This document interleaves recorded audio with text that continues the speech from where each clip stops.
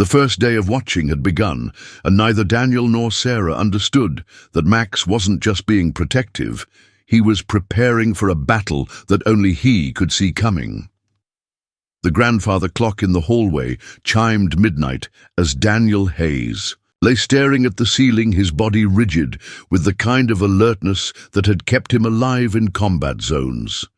Beside him, Sarah's breathing was deep and even, but he could tell by the slight tension in her shoulders that she wasn't truly asleep.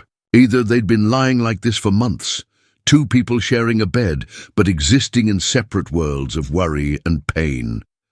What kept Daniel awake tonight wasn't the usual cocktail of memories and anxiety that plagued his nights. It was Max.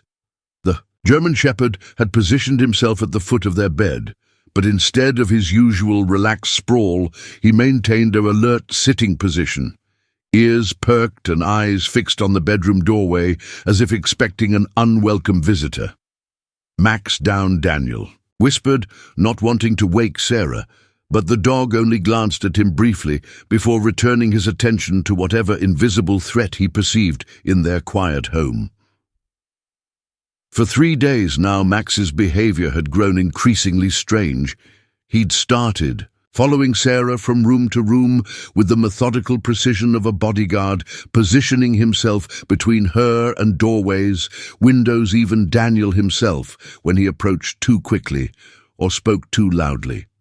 It was subtle, the kind of protective behavior that might go unnoticed by someone who hadn't spent 2 years reading every nuance of the dog's body language in life-or-death situations. The next morning brought no relief from Daniel's growing unease. As Sarah prepared for her shift at the clinic, Max shadowed her every movement, his massive frame creating a constant presence in their small kitchen. When she reached for plates in the upper cabinet, he positioned himself to catch her if she fell. When she moved to the coffee maker, he checked the area around her feet for obstacles. It was protection duty, pure and simple, but protection from what? "He's been clingy lately," Sarah commented, trying to keep her tone light as she noticed Daniel watching them. "Maybe he's picking up on your stress." Daniel wanted to agree to find a rational explanation for what he was observing, but his military training had taught him to trust his canine partner's instincts above his own reasoning. Max had detected IEDs, that sophisticated equipment, sensed ambushes before any human realized danger was approaching, and saved countless lives through his ability to perceive threats that existed beyond normal human awareness. "Has anyone been by the house?" Daniel asked carefully. "Delivery. And people's salesman, anyone you didn't recognize?" Sarah paused in buttering her toast, a slight frown creasing her forehead. "The usual folks mail carrier, the kid who delivers groceries for Mrs. Patterson next door." "Why?" Before Daniel could answer, Max's head snapped toward the front window, a low growl rumbling in his chest. Both humans froze, listening intently, but heard nothing beyond the normal sounds of their suburban neighborhood, birds chirping a distant lawnmower, children playing several houses away. "What is it, boy?" Sarah asked softly, reaching out to comfort the dog. Max allowed her touch, but remained focused on the window, his body coiled with tension. Daniel moved to investigate, pulling back the curtains slightly to peer outside. There, street appeared completely normal. Mrs. Patterson watering her garden, the Johnsons' cat sunning itself on their porch, a jogger in a bright yellow shirt making her way down the sidewalk. Nothing that should trigger Max's protective instincts, but as Daniel watched, he noticed something that made his blood run cold. The jogger had slowed to a walk directly in front of their house, seemingly catching her breath, but clearly focused on their front door. When she realized Daniel was watching from the window, she immediately resumed running, quickly disappearing around the corner. "Sarah," Daniel called his voice, carrying an urgency that made her look up sharply. "The woman in yellow. Have you seen her before?" "What woman?" Sarah joined him at the window, but the street was empty except for their elderly neighbors going about their morning routines. There was someone jogging, stopped right in front of our house. Daniel's hands clenched into fists at his sides. Max saw her too. Sarah studied her. Husband's face, recognizing the signs of hypervigilance that his therapist had warned her about Dan. There are always joggers on our street. It's a nice neighborhood for running. But even as she spoke, Sarah couldn't shake the memory of the strange feeling she'd had yesterday while grocery shopping, the sensation of being watched, of eyes following her through the store aisles. She'd attributed it to paranoia, to the stress of dealing with Daniel's difficult adjustment to civilian life. Now, seeing the intensity in both her husband's and Max's behavior, she wondered if her instincts had been trying to warn her of something real. The day passed with mounting tension. Daniel found himself checking and rechecking the locks on their doors and windows, his mind cataloguing potential entry points and escape routes.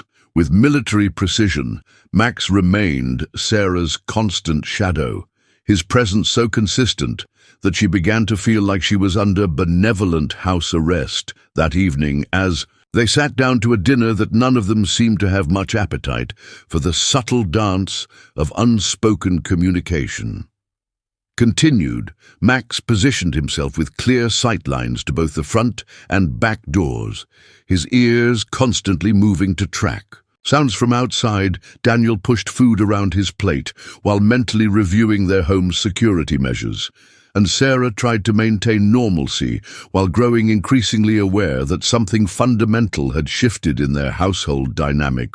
Been thinking, Sarah said carefully. Maybe we should take that trip to the mountains you mentioned last month. Get away for a few days, just the three of us. Daniel looked up sharply. Why? Has something happened? No, nothing specific. Sarah chose her words, cautiously, not wanting to feed into what might be paranoid delusions. I just think a change of scenery might do us all good. Max seems restless. You're not sleeping well, and I could use a break from everything. But before Daniel could respond, Max suddenly stood, his hackles slightly raised as he focused intently on the kitchen door that led to their backyard. A low, barely audible growl escaped his throat. Not aggressive, but warning. Stay here, Daniel commanded, reverting instantly to his military training. He moved toward the back door with practiced stealth, Max falling into position behind him in perfect tactical formation. Daniel, don't. Sarah started to protest, but the look he shot her silenced any argument. Outside, the twilight shadows were deepening, making it difficult to distinguish between normal backyard objects and potential threats. Daniel scanned their small fenced yard, methodically looking for any sign of disturbance. The garbage cans were in their usual position, the garden hose coiled neatly beside the house, Sarah's small vegetable garden undisturbed. But Max remained alert, his nose working to process scents that Daniel's human senses couldn't detect. The dog's behavior indicated recent human presence. Someone who didn't belong, someone who had been close enough to their home to leave a scent trail that triggered every protective instinct the German shepherd possessed. Clear, Daniel announced as he returned to the kitchen, but his voice carried undertones of doubt that made Sarah's stomach clench with anxiety. What did he smell? She asked, because she'd learned to read Max's behavior almost as well as Daniel could. I don't know, Daniel admitted, and that uncertainty was almost worse than a confirmed threat, but something's got him on edge. As if to emphasize the point, Max positioned himself between Sarah and the back door, settling into a watchful rest position that he could spring from at a moment's notice. His amber eyes reflected the kitchen, lights giving him an almost supernatural appearance as he maintained his vigilant guard. That night, as they prepared for bed, the unspoken tension filled their bedroom like a thick fog. Sarah went through her nightly routine, brushing her teeth, changing into pajamas, setting her alarm for the morning shift, while acutely aware of Max's constant presence and Daniel's growing agitation. He's protecting me from something, she said finally, unable to pretend she hadn't noticed the pattern in Max's behavior, isn't he? Daniel paused in pulling back the bed covers, his hands gripping the fabric tightly. His training is to assess and respond to threats. If he's displaying protective behavior, it's because he's identified something worth protecting against. But what? Sarah's voice was barely above a whisper. What could possibly threaten me here, in our own home? Daniel met her eyes across their bed, and she saw her own growing fear reflected in his expression. "I don't know," he said honestly, "but Max has never been wrong before." As they settled into bed, Max took his position at the foot. But tonight his vigilance seemed even more intense. Every small sound, the house settling, a car passing in the distance, the whisper of wind through the trees, caused his ears to twitch and his body to tense. Around 2 in the morning, Sarah was jolted awake by a soft but insistent whining. Max stood beside her side of the bed, his nose gently nudging her hand. When she sat up confused and disoriented, the dog moved toward the bedroom door with clear expectation that she should follow. "What is it?" Daniel was instantly alert, his hand automatically reaching for the sidearm he kept in the nightstand drawer. "He wants me to come with him," Sarah whispered, slipping her feet into slippers. "Like Lassie or something." Despite the surreal nature of the situation, she found herself following Max down the darkened hallway with Daniel close behind the dog, led them to the living room window that faced the street, positioning Sarah where she could see outside while he maintained his protective stance beside her. At first, Sarah saw nothing unusual. There, in quiet street bathed in the amber glow of streetlights, parked cars creating familiar silhouettes, everything exactly as it should be at 2 in the morning.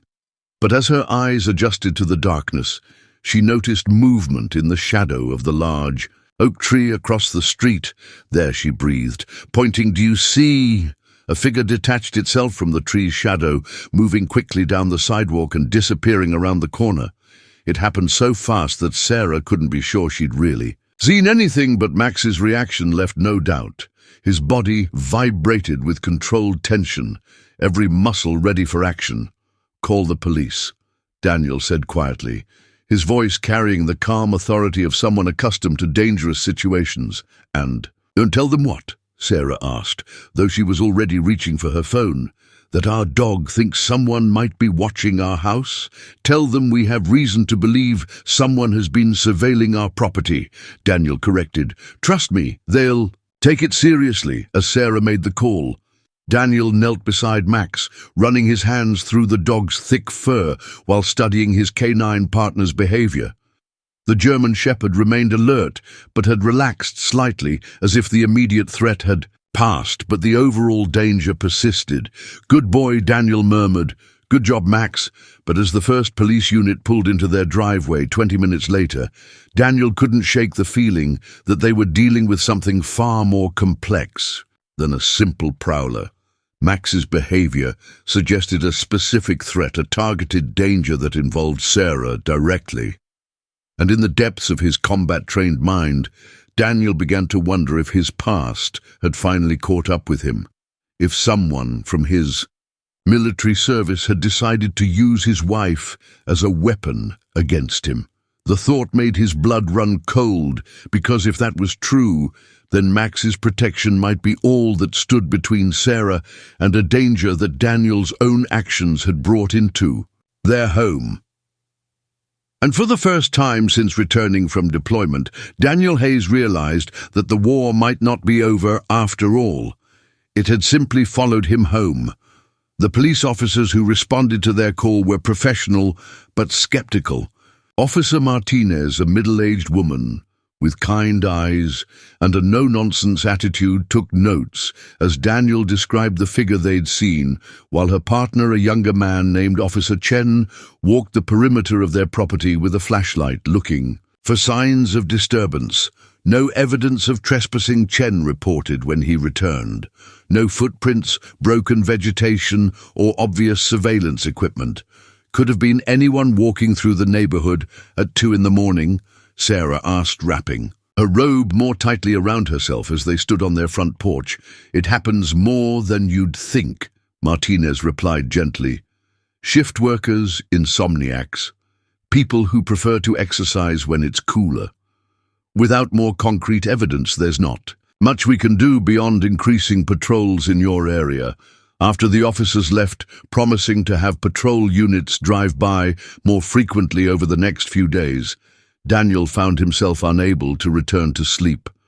He sat at the kitchen table with a cup of coffee, watching the sun rise through their back window, while Max maintained his vigil by the front door. "You believe me, don't you?" Sarah asked quietly, joining him with her own cup. "About seeing someone out there?" "I believe Max," Daniel replied, "and Max believes you saw something worth his attention." It was a subtle distinction, but Sarah caught it immediately. Her husband was supporting her perception while maintaining enough distance to avoid seeming paranoid himself. It was a careful balance, and she appreciated his effort to validate her experience without potentially feeding into delusions. But over the next few days, the incidents multiplied in ways that became impossible to dismiss. On Tuesday morning, Sarah found their garbage cans had been moved approximately 3 feet from their usual position beside the house. When she mentioned it to Daniel, he examined the area carefully and found faint shoe impressions in the soft dirt of her flower bed, impressions that were too large to belong to either of them. On Wednesday evening, Max began displaying what Daniel recognized as contact behavior, the specific alert signals he'd been trained to give when he detected explosive devices. But instead of focusing on a suspicious package or vehicle, Max was reacting to their mailbox. A careful examination revealed nothing dangerous, but Daniel noticed that the metal door hung slightly open, as if someone had been examining their mail by Thursday. Sarah had begun to notice things that she'd previously attributed to her own absent-mindedness.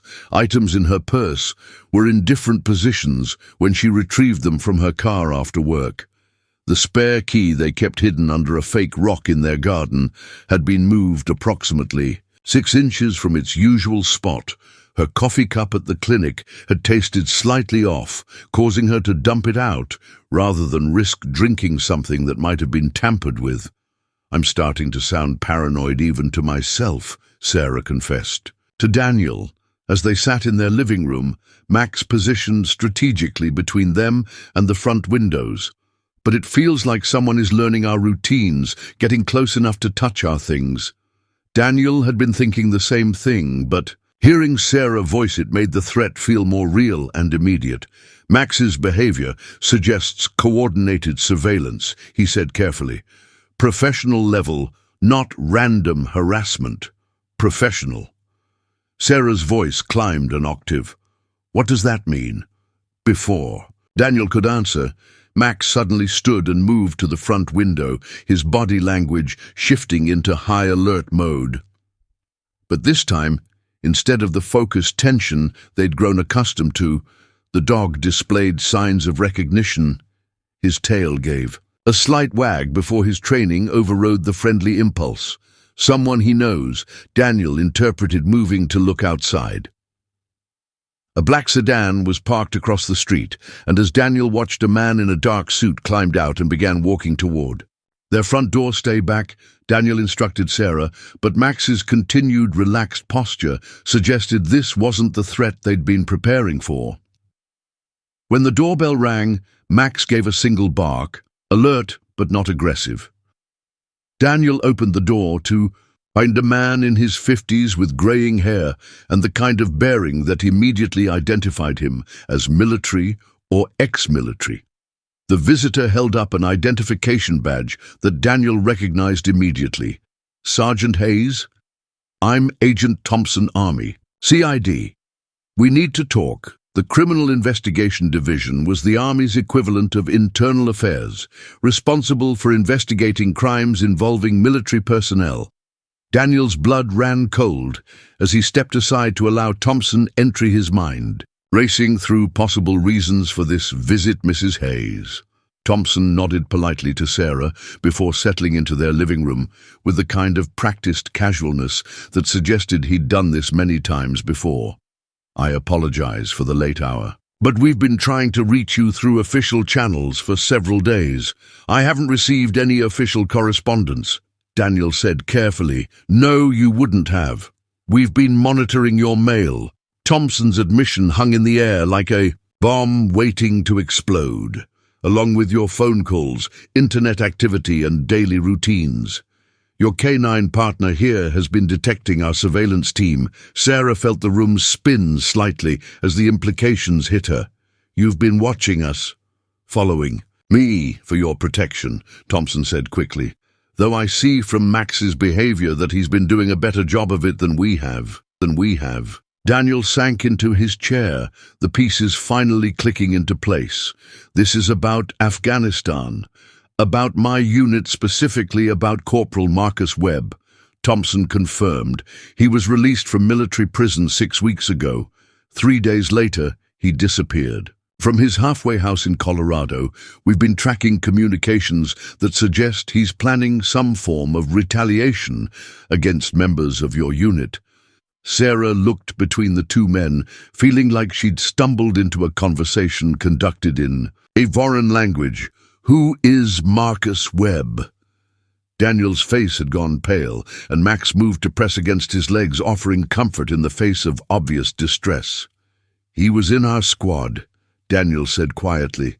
"He was court-martialed for what he did to civilians, Sergeant." Hayes testified at Webb's trial. Thompson continued. "His testimony was instrumental in Webb's conviction. Webb swore vengeance against everyone who betrayed him, particularly your husband." "But why would he target me?" Sarah asked, though she was beginning to understand the terrible logic. "Because hurting you would hurt Sergeant Hayes more than any direct attack." Thompson explained Webb spent 3 years in prison studying your husband's life, learning about his weaknesses, his pressure points. Your marriage is his most vulnerable spot. The revelation recontextualized everything they'd experienced over the past week. The surveillance, the moved objects, the sense of being watched. It hadn't been random harassment or paranoid delusions. They'd been living under the scrutiny of someone who intended real harm. "Max knew," Sarah said suddenly. "He's been trying to protect me from Webb. Military working dogs are trained to detect threats that humans miss." Thompson agreed. "Max's behavior probably saved your life several times over the past week. Webb has been escalating, getting bolder in his approach patterns." Daniel stood abruptly, pacing to the window with the kind of restless energy that Sarah recognized as his response to feeling trapped. "Where is he now?"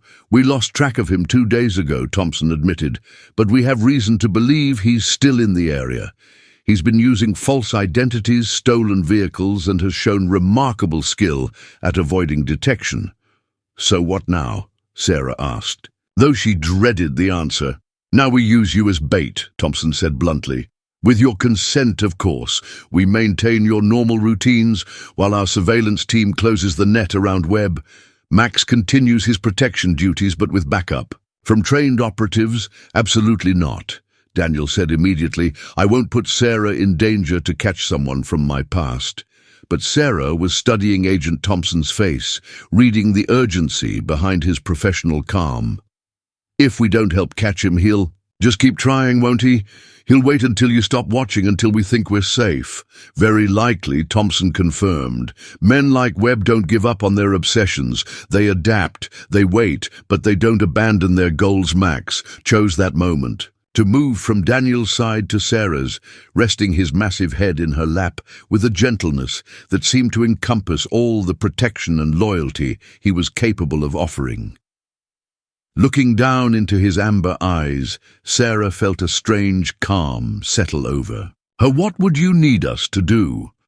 The next hour was spent in detailed planning. Thompson outlined how they would maintain the appearance of normal life while actually operating under carefully controlled conditions. Sarah would continue her nursing shifts, but with plainclothes agents positioned throughout the clinic. Daniel would resume some of his usual activities, drawing Webb's attention while providing opportunities for capture. "And Max?" Sarah asked as they concluded their planning Max stays. "With you," Thompson said. "He's already demonstrated superior threat assessment. Our agents will provide backup, but he'll be your primary protection." As Agent Thompson prepared to leave, he paused at their front door. "For what it's worth, Sergeant Hayes, you should be proud of your testimony at Webb's trial. What he did to those civilians was unconscionable. Your courage in reporting it saved lives." After Thompson left, Sarah and Daniel sat in their living room, processing everything they'd learned. The random fear and confusion of the past week had been replaced by specific knowledge, but somehow that made it more frightening rather than less. "I should never have brought this into our home," Daniel said quietly. "Into your life." Sarah reached for his hand, squeezing tightly. "You didn't bring anything, Dan. You did the right thing, and now we're dealing with the consequences together." Max seemed to sense the shift in the household's emotional climate. For the first time in days, he relaxed his hypervigilant posture, settling beside them with a deep sigh. But his ears remained alert, and his position allowed him to monitor both the front and back approaches to the house. "Tomorrow we go back to normal?" Sarah asked. "Tomorrow we pretend to go." "Back to normal," Daniel corrected, "while our canine bodyguard here keeps us alive long enough to catch a killer." As they finally headed to bed, none of them could know that Webb had been watching from the abandoned house 3 streets over, using high-powered binoculars to observe their meeting with Agent Thompson. The game was about to change in ways that even the Army's criminal investigators hadn't anticipated. And in the darkness beyond their well-lit home, Marcus Webb smiled with the cold satisfaction of a predator who had finally identified the perfect moment to strike. The morning sun cast long shadows across their kitchen as Sarah prepared for what Agent Thompson had carefully choreographed to appear as a normal workday. Her hands trembled slightly as she packed her lunch, hyper-aware that every movement was being observed not only by the protective agencies Thompson had promised, but potentially by the man who wanted to destroy her life. "The clinic is the safest place for you today," Daniel said for the 3rd time, his own anxiety manifesting in repetitive reassurances. "Thompson has agents positioned as patients vendors." Even a janitor, Max, had been following Sarah's morning routine with even more intensity than usual, his massive frame creating a constant shadow as she moved between the bathroom, bedroom, and kitchen. When she bent to retrieve her shoes from the closet, he positioned himself to guard her back. When she paused at the hall mirror to check her appearance, he flanked her right side with military precision. "I feel like I'm going to work with a furry Secret Service agent." Sarah attempted to joke, but the humor fell flat in the tense atmosphere of their home. Agent Thompson had been very specific about maintaining normal patterns while remaining alert for deviations in their environment. Sarah was to drive her usual route to the clinic park in her assigned spot and begin her shift exactly as she had every day for the past 2 years. The only difference would be the invisible network of protection surrounding her every movement. "Remember," Daniel said as he walked her to the car, Max at his heel in perfect formation, "if anything feels wrong, anything at all, you signal Thompson's team immediately." Sarah nodded, fingering the small panic button disguised as a pager that Thompson had clipped to her scrubs. One press would bring armed agents running from multiple directions. It was meant to be reassuring, but instead it served as a constant reminder that she was living in a world where such devices were necessary. The drive to the clinic felt surreal. Every car that followed her route for more than a few blocks caused her pulse to spike. Every pedestrian on the sidewalks drew her attention as she searched for signs of hostile intent. By the time she pulled into the clinic's parking lot, Sarah felt emotionally exhausted despite the day having barely begun. Inside the clinic, the familiar routine of checking on patients and reviewing charts provided a welcome distraction from the hypervigilance that had consumed her life. Her colleagues seemed unaware that anything had changed, chatting about weekend plans and sharing gossip about the new doctor who'd just joined their practice. "You're quiet today," observed Dr. Jennifer Walsh, the clinic's head physician and one of Sarah's closest friends. "Everything okay at home? The rain drummed against the kitchen window as Daniel Hayes sat at the worn wooden table, staring into his untouched coffee. The steam had long since stopped rising from the ceramic mug, leaving behind a cold, bitter reminder of another morning with he couldn't quite face. Beside him, Max, a massive German shepherd with intelligent amber eyes, rested his grizzled muzzle on Daniel's knee, offering the kind of silent comfort that only a battle-tested companion could provide. "You need to eat something." Sarah's voice cut through the quiet morning air, gentle but edged with the exhaustion that had become her constant companion. She moved around their small kitchen with practiced efficiency, her auburn hair pulled back in a messy bun, dark circles under her green eyes, betraying sleepless nights spent worrying about the man she'd married 7 years ago, before 3 tours of duty had changed everything. Daniel's fingers absently scratched behind Max's ears, the repetitive motion, one of the few things that still brought him peace. The dog had been his partner for 2 years in Afghanistan, saving his life on more occasions than Daniel cared to count. When the army offered to let him adopt Max upon his retirement, it hadn't been a choice. It had been survival. "I'm fine." Daniel muttered the same response he'd given to every expression of concern for the past 8 months since returning home. But he wasn't fine, and they all knew it. The nightmares that jolted him awake in cold sweats, the way he flinched at sudden sounds, the invisible wall he'd built between himself and the woman who'd waited faithfully for his return. None of it was fine. Sarah paused in her morning routine, her hand gripping the counter as she watched her husband retreat further into himself. She'd tried everything: gentle conversations, family counseling sessions that Daniel barely participated in, even suggesting they take a vacation together. Nothing seemed to reach him anymore. The only time she saw glimpses of the man she'd fallen in love with was when he interacted with Max. The Thompsons' barbecue is this weekend, she tried again, forcing brightness into her voice. Janet specifically asked if we were coming. She said, "Tommy's been asking about you. He wants to hear more war stories." Daniel's jaw tightened and Max lifted his head, sensing the shift in tension. The dog's ears perked forward, alert and watchful. "I'm not ready for that," Daniel said, his voice carrying an edge that made Sarah's stomach unclench. "You don't have to talk about anything you don't want to."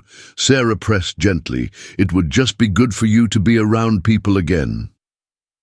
Around friends, like they'd understand."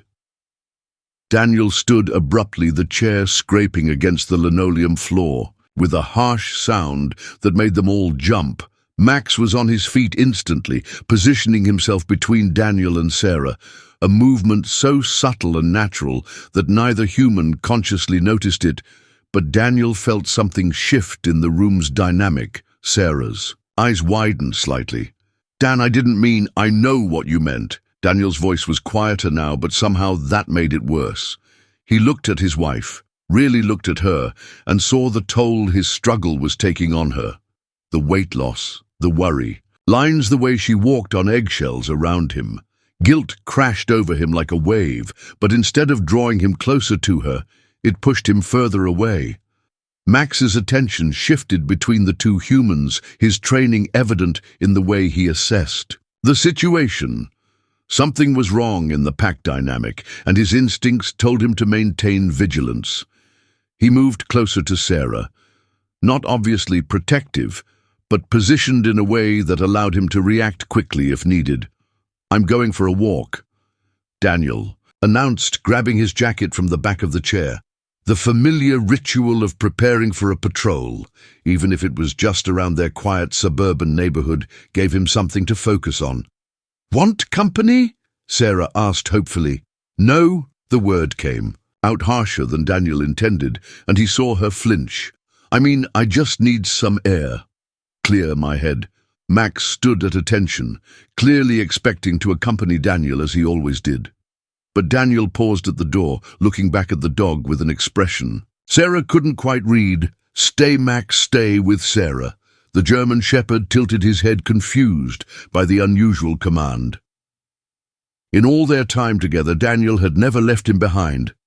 Max looked between his handler and Sarah, his intelligent eyes processing. This deviation from routine. Stay, Daniel repeated firmly, and Max reluctantly sat, though his body remained tense and alert. After Daniel left, Sarah sank into the chair he'd vacated, still warm from his presence.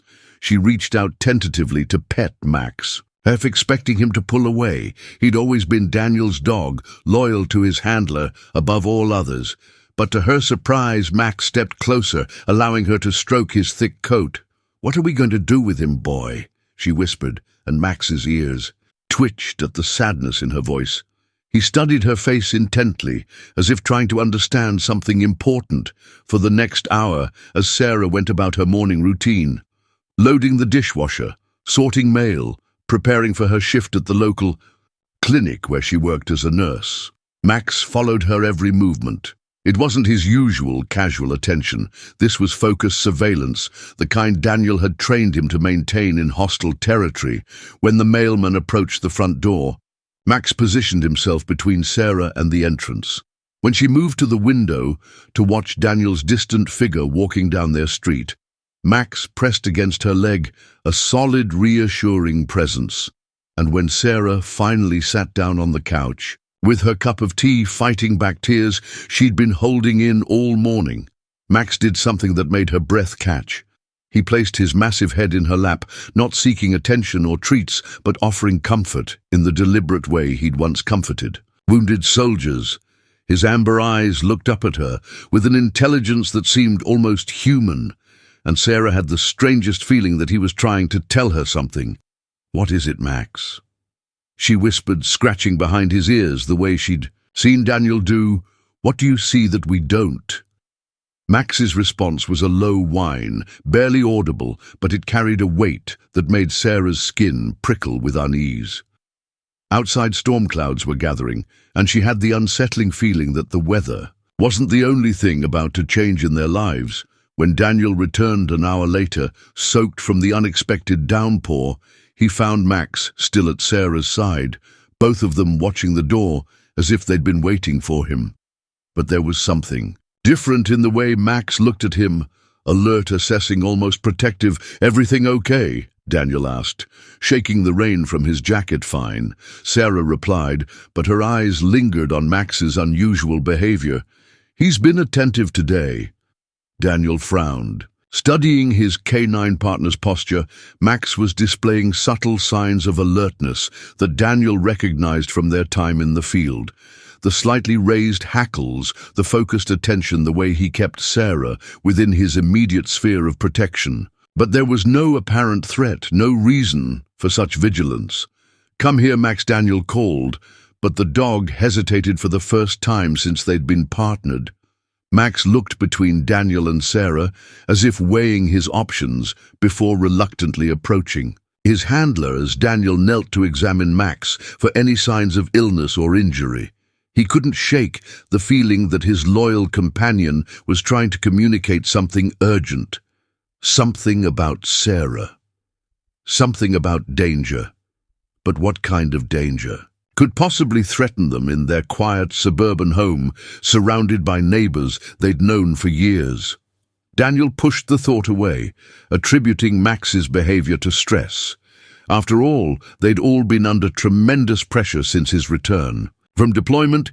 Yet as he watched Max settle uneasily by the door, still maintaining visual contact with Sarah, Daniel couldn't escape the growing certainty that his canine partner sensed something he couldn't see, something that involved his wife. And in the gathering darkness of the storm outside, with rain lashing against their windows, and Max's amber eyes reflecting an intelligence that seemed almost prescient, Daniel Hayes had no idea that his loyal companion was about to reveal a truth that would either save his marriage or destroy everything he thought he knew about the woman he loved.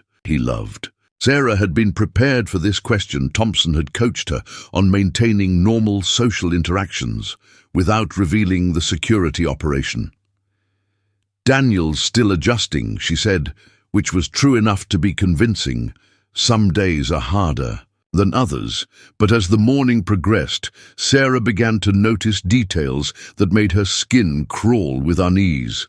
A delivery man who seemed to spend an unusual amount of time studying the clinic's layout, a patient in the waiting room who kept glancing at her despite having an appointment with a different nurse, a maintenance worker who appeared to be repairing the same electrical outlet for over an hour. Were these Thompson's agents, or was she developing paranoid delusions? The inability to distinguish between protection and threat was almost worse than facing a clear enemy.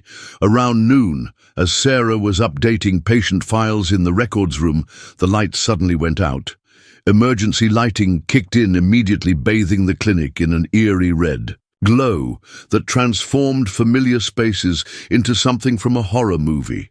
"Just a power issue," announced Dr. Walsh over the intercom system. "We're switching to backup generators. Please remain calm and continue with patient care." But Sarah's training with Max and Daniel had taught her to pay attention to timing and coincidences. Power failures didn't happen randomly during carefully orchestrated security operations. Something was wrong. She pressed the panic button. Within seconds, she heard footsteps running toward the records room, but they came from the wrong direction, not from the public areas where Thompson's agents should have been positioned, but from the staff entrance that led directly to the parking lot. The door burst open, and Sarah found herself face to face with a man she'd never seen before, but instantly recognized from Daniel's descriptions and her own nightmares. Marcus Webb was smaller than she'd expected, with the wiry build of someone who'd spent years in prison staying. In fighting shape, his eyes held the flat, emotionless stare of a predator who'd finally cornered his prey. "Hello, Sarah," he said conversationally, as if they were old friends meeting for coffee. "We need to talk." Sarah's mouth went dry, but her training kicked in. Not military training like Daniel's, but the crisis management protocols she'd learned as a nurse. Stay calm, assess the situation, look for opportunities. Webb was blocking the main exit, but there was a window behind her that led to the parking lot where Thompson's agents should be waiting. "The alarm's been triggered," she said, surprised by how steady her voice sounded. "There are federal agents surrounding this building." Webb's smile was genuinely amused. "You mean the agents watching from the coffee shop across the street, or the ones pretending to be patients in your waiting room?" He pulled out a small electronic device that looked like a garage door opener. Amazing what a simple signal jammer can do to communication systems. "Your panic button sent a lovely message to me." The implications hit Sarah like a physical blow. Webb hadn't just been watching them randomly. He'd been intercepting their security communications, learning the details of Thompson's protection plan, turning their own safety measures against them. "What do you want?" she asked, though she already knew the answer. "I want Daniel to suffer the way I've suffered," Webb said simply. 3 years in prison, thinking about nothing but the moment when I could. Make him understand what it feels like to lose everything that matters." Outside, Sarah could hear the distant sound of sirens, but Webb seemed unconcerned. "They'll find us eventually, of course, but not before we have our conversation. Not before you. Help me send Daniel a message he'll never forget." Sarah's mind raced through her options. The window behind her was too high to reach quickly, and Webb's position blocked any attempt to escape through the door. But she'd learned something important. From watching Max over the past week, sometimes the best defense was to gather information while appearing compliant. What did Daniel do that was so terrible? She asked, genuinely curious, despite her fear. What could justify all this? For the first In time, Webb's calm facade cracked slightly. He testified against his own squadmate. He chose strangers over his brothers in arms. He chose civilians over war crimes. Sarah corrected and immediately regretted the words as Webb's expression darkened. Those weren't civilians, Webb snarled. They were potential threats, possible insurgents in a war zone you don't take chances with. Maybe you eliminate problems before they eliminate you. Sarah began to understand the depth of Webb's delusion. In his mind, he hadn't committed atrocities. He'd been a soldier doing his job, betrayed by someone who should have protected him. It was the logic of someone who'd never acknowledged the moral lines he'd crossed. Daniel saved innocent lives by reporting what you did, she said quietly. That's not betrayal, that's courage. Webb's response was swift and violent. He crossed the room in 2 steps, grabbing Sarah's wrist and twisting it behind her back with practiced efficiency. Let's see how courageous your husband feels when he finds pieces of you scattered around this building. But as Webb spoke, Sarah heard something that made her heart leap with hope. The distant sound of barking. Not just any dog, but the specific cadence of a German shepherd in full attack. Mode Max was here. The barking grew closer, accompanied by shouting voices and the heavy sound of tactical boots on linoleum flooring. Webb heard it too, his grip on Sarah tightening as he realized his carefully planned operation was falling apart. How he began, but his question was answered by an explosion of sound as the records room door was kicked open. Max burst through the entrance like a K9 missile. 65 pounds of trained attack dog, moving with lethal precision toward the man threatening. His protected charge. Behind him came Daniel, armed and moving with the fluid grace of a soldier in combat mode, followed by Agent Thompson and what appeared to be half the FBI's tactical response team. Release her, Daniel commanded, his weapon trained. On Webb, with rock-steady hands. But Webb had one last card to play. Instead of releasing Sarah, he pulled her closer, using her body as a shield while pressing something sharp against her neck. A scalpel he'd apparently stolen from one of the medical supply cabinets. Back off, or she bleeds out right here. Webb threatened, his voice cracking under the strain of seeing his perfect plan. Collapse. Max froze, in mid-charge, his training warring with his protective instincts. He could easily take down Webb, but not without risking serious injury to Sarah. Instead, the dog began a slow, deliberate circle, looking for an angle of attack that wouldn't endanger the person he'd sworn to protect. It's over, Webb. Thompson said calmly, let her go, and we can talk. About a deal. The only deal I want is watching Daniel suffer, Webb replied, but there was desperation in his voice now. His grand gesture of revenge had been reduced to a hostage standoff in a medical records room surrounded by federal agents and facing a K9 who clearly wanted to tear his throat out. Daniel lowered his weapon slightly, making eye contact with Sarah across the tense space of the room.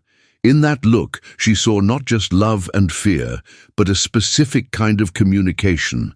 The same wordless understanding she'd witnessed between him and Max during their training sessions. You want me to suffer, Daniel said to Webb.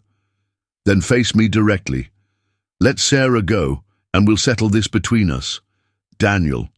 No, Sarah started to protest, but Webb's grip silenced her. You think I'm stupid?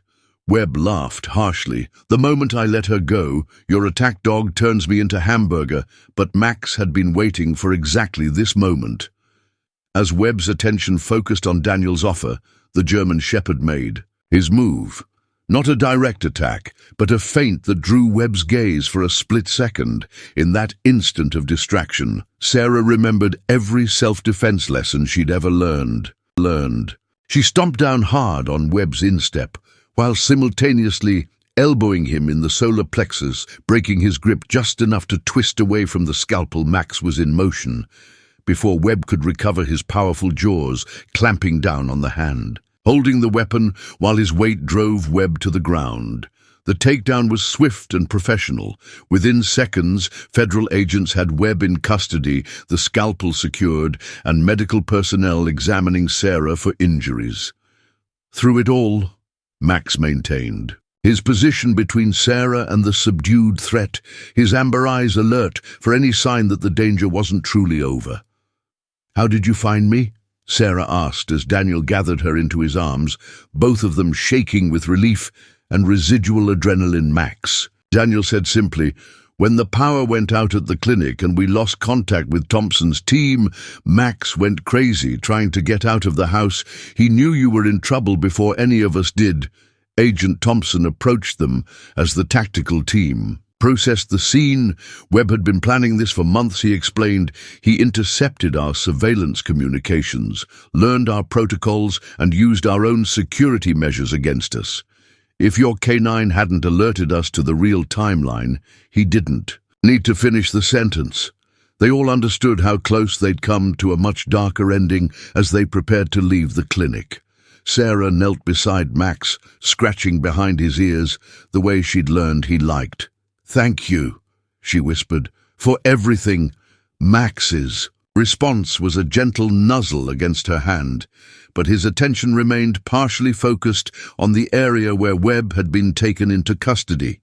Even in victory, the dog's instincts told him to remain vigilant until the threat was completely neutralized. "Is it really over?" Sarah asked, as they walked toward their car, flanked by federal agents and feeling strangely disconnected from the normal world around them. "This part is," Daniel replied, "but we still have work to do at home. All of us." Sarah understood what he meant. The crisis had forced them to function as a team in ways they hadn't managed since his return from deployment. Max's protective behavior had created a bridge between them, a shared purpose that had been missing from their marriage. For months, as they drove home with Max alert and watchful in the back seat, Sarah realized that their K9 guardian had given them something far more valuable than physical protection.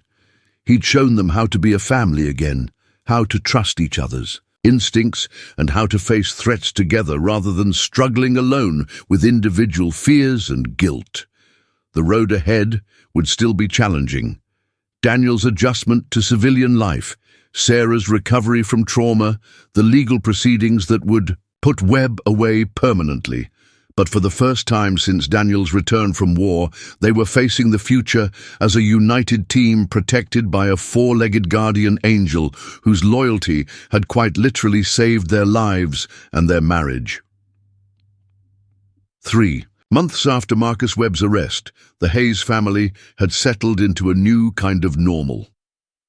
The federal trial was scheduled for the following spring, but Webb had already pled guilty to multiple charges, including kidnapping, stalking, and assault with a deadly weapon. He would spend the rest of his life in federal prison, far from anyone he might want to hurt. The morning sun streamed through their kitchen window as Sarah prepared breakfast, humming softly to herself, a sound that had been absent from their home for far too long. At her feet, Max maintained his usual position of watchful companionship, but his posture had relaxed considerably since Webb's capture.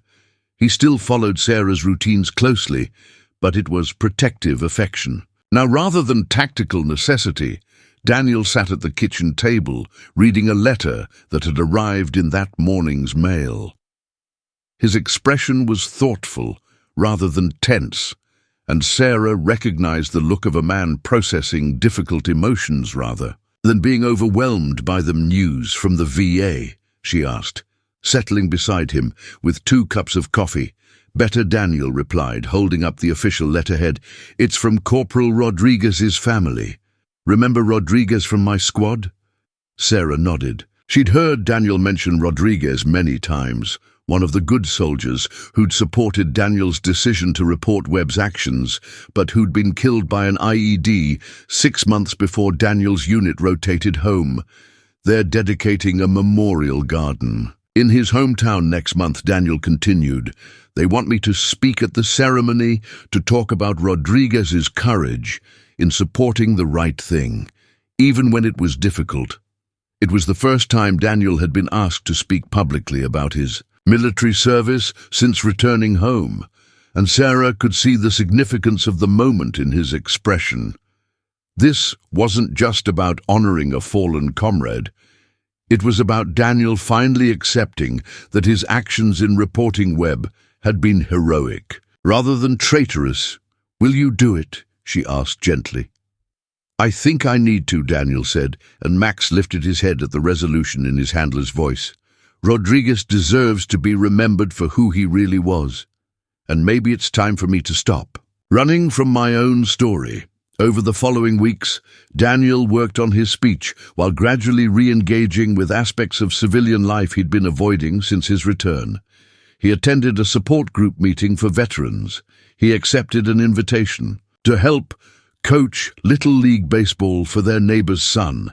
He even agreed to the barbecue invitation from the Thompsons that Sarah had mentioned months earlier. Max seemed to sense the positive changes in their household's emotional climate. His protective vigilance evolved into something more like companionship, though he maintained the basic security awareness that had been drilled into him during military training. He still checked doorways and windows, still positioned himself strategically during social gatherings, but these behaviors had become automatic rather than anxiety-driven. The memorial ceremony for Corporal Rodriguez took place on a crisp autumn morning in a small park overlooking the Colorado River. Families of fallen soldiers had gathered from across the country, along with surviving members of various military units and local community leaders who wanted to honor their hometown. Hero Sarah stood at the edge of the crowd with Max at her side, watching as Daniel approached. The podium. She could see the tension in his shoulders, the way he gripped his notes slightly too tightly, but also the determination in his posture. This was a man who had faced his demons and was ready to speak truth about honor, courage, and the price of doing what's right. Corporal Miguel Rodriguez was the kind of soldier who made everyone around him better. Daniel began, his voice carrying clearly across the gathered crowd. He wasn't the loudest or the most aggressive member of our unit. He was the one you could count on to make the right decision, even when no one was watching. As Daniel spoke about Rodriguez's character, his dedication to protecting civilian lives, and his support for Daniel's difficult decision to report war crimes, Sarah noticed something remarkable happening in the audience. Veterans, who had been standing rigidly at attention, began to relax slightly, as if Daniel's words were giving them permission to acknowledge their own complicated feelings about military service and moral courage. Miguel knew that being a soldier doesn't mean blindly following orders. Daniel continued, his voice growing stronger. It means having the courage to distinguish between lawful commands and criminal ones. It means protecting those who cannot protect themselves regardless of their nationality or circumstances. Max had been lying quietly at Sarah's feet, but as Daniel's speech reached its emotional climax, the dog stood and focused intently on the podium. It wasn't alarm or protective concern. It was the kind of attention Max gave to important moments that required his witness. When I made the decision to report what I'd seen, Miguel Rodriguez didn't hesitate to support me, Daniel said, looking directly at Rodriguez's parents in the front row. He understood that real loyalty isn't about covering up mistakes or protecting bad actors. Real loyalty is about upholding the values that make service meaningful. The applause that followed was thunderous, but Sarah noticed that many of the veterans in the crowd were wiping their eyes rather than clapping. Daniel's words had clearly touched something deep in their own experiences, validating struggles they might have been carrying alone for years after the ceremony. As families mingled around the newly dedicated memorial garden, Rodriguez's mother approached Daniel with tears in her eyes. She was a small woman in her 70s, but she carried herself with the dignity of someone who had raised a hero. "Thank you," she said, simply taking Daniel's hands in hers, "for helping my son do the right thing, for making sure his sacrifice meant something." Sarah watched the exchange with Max beside her, both of them, witnessing Daniel's transformation from a broken soldier, carrying guilt and isolation, to a man who understood his own moral courage. The canine's role in this journey had been crucial. Protecting Sarah had forced Daniel to function as part of a team again, while Max's unwavering loyalty had reminded him what true partnership looked like that evening. As they drove home through the mountain darkness, Sarah reached over to squeeze Daniel's hand. "I'm proud of you," she said, "for everything, for reporting. Webb originally for protecting me during his attack. And for today, I couldn't have done any of it without my team," Daniel replied, glancing in the rearview mirror, where Max dozed in the back seat, finally relaxed enough to sleep during a car ride. "Speaking of the team," Sarah said with a smile, "Agent Thompson called while you were giving your speech. The FBI wants to know if we'd be interested in consulting on canine protection protocols for witness security programs." Daniel considered this for a moment. "What did you tell him?" "I told him we'd discuss it as a family," Sarah replied, and both of them looked back at Max, who had opened one amber eye at the sound of his name being mentioned. The consulting work began the following month, providing Daniel with a sense of purpose that utilized his military training in constructive ways. Sarah continued her nursing career, but also began volunteering with organizations that supported military families dealing with PTSD and deployment stress. And Max, their four-legged guardian angel, settled into the role of beloved family member, whose protective instincts had evolved into something even more valuable: unconditional love and trust. On the first anniversary of Webb's capture, the three of them returned to the small cemetery where Rodriguez and other members of Daniel's unit were buried. It had become an annual pilgrimage, a way of honoring the fallen while celebrating their own survival and growth. Daniel knelt beside Rodriguez's headstone, Max sitting at attention beside him, while Sarah placed fresh flowers on the grave. "Thank you, Miguel," Daniel said quietly, "for showing me what real courage looks like, for helping me understand that protecting family means more than just physical safety." As they prepared to leave, Sarah noticed an elderly couple placing flowers on a nearby grave. The woman was crying softly while her husband supported her with gentle strength. Without being asked, Max approached them, slowly offering the kind of quiet comfort that only dogs seem capable of providing. "He was our son," the woman explained, reaching down to pet Max's thick fur, "killed in Iraq 3 years ago.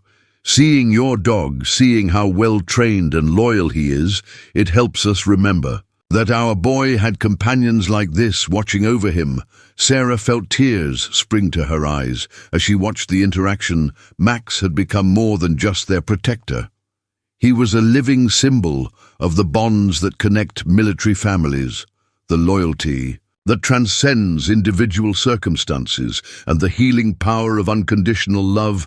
As they walked back to their car, Daniel put his arm around Sarah's shoulders while Max trotted beside them, alert but relaxed. "He saved more than just our lives." Daniel said, "He saved our marriage, our future, everything that matters." Sarah leaned into her husband's warmth, watching their canine companion survey their surroundings with professional competence, tempered by affection. "He showed us how to be a pack." Again, she agreed, how to protect each other instead of just surviving separately. The drive home took them through the small town where they'd built their life together, past the clinic, where Sarah had faced her greatest fear, past the house where they'd learned to trust each other again. Max watched the familiar landmarks with the satisfaction of a guardian whose territory was secure, whose pack was safe, and whose mission had evolved from military service to something even more important: preserving the love and loyalty that made their family complete. In the months and years that followed, people would often ask Sarah about the day Max did this to her, the day their canine companion had revealed a truth that changed everything. Her answer was always the same. Max had shown them that real protection isn't just about preventing physical harm, it's about creating the conditions where love can flourish, where trust can be rebuilt, and where a family can heal from the wounds that war leaves. On everyone it touches, their story became one of redemption, rather than just survival proof that sometimes the most important battles are fought not on distant battlefields, but in the quiet spaces of home, where loyalty and love create their own. In kind of victory over the forces that seek to divide and destroy, and through it all, Max remained their constant guardian. Not just a canine with exceptional training, but a member of their family whose greatest accomplishment wasn't detecting threats or preventing attacks, but teaching two broken people how to trust each other enough to build something beautiful from the pieces of their shattered world.